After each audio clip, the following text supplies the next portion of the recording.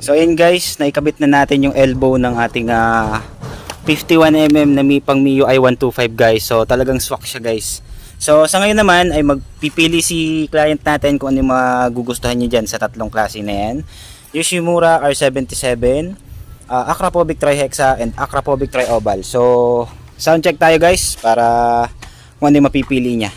So first natin, sound check, Yoshimura R77. So sir, pwede pong pa-rep with silencer yan guys, with silencer.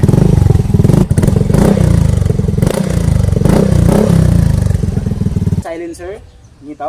Okay, so try natin ng walang silencer.